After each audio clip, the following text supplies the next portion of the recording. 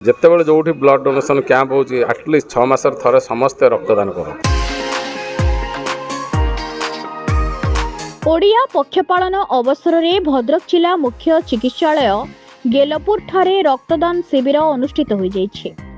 राज्य स्वास्थ्य और परिवार कल्याण विभाग और भद्रक जिला प्रशासन एवं स्वास्थ्य समिति पक्षरु गेलपुर स्थित मुख्य चिकित्सालय रे आम ओडिया पक्ष पालन अवसर में रक्तदान अभियान कार्यक्रम अनुष्ठित हो जाइए।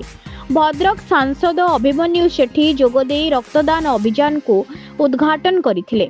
जिलापाल दिलीप राउतराय, एसपी मनोज राउत, प्रशासन अधिकारी रक्तदान करने सह डाक्तरखाना कर्मचारी एवं स्वेच्छासेवी एपरी शताधिक यूनिट रक्त संग्रह होइथिबार जणा पड़िछि।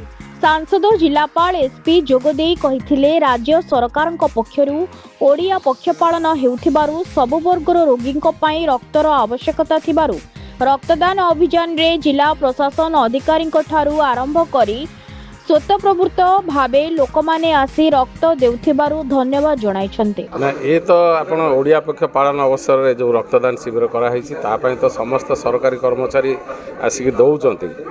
मु दबार कारण अन्य जिनस अछि हमर फिजिकल नीड भी रही, बायोलॉजिकल नीड रही। रक्त निहाती जो रक्त जाए पुणी नुआ जो हम आम फर्मेसन हम पुणी प्योर हो फर्मेसन हम या सहित जो रक्त बर्तमान उत्कट अभाव देखा आपण मैंने जानते बहुत लोक देखु युवपीढ़ी रक्त विमुख होती जदिव कैंप कर जो रेट्रे हवा कथा से कलेक्शन होने।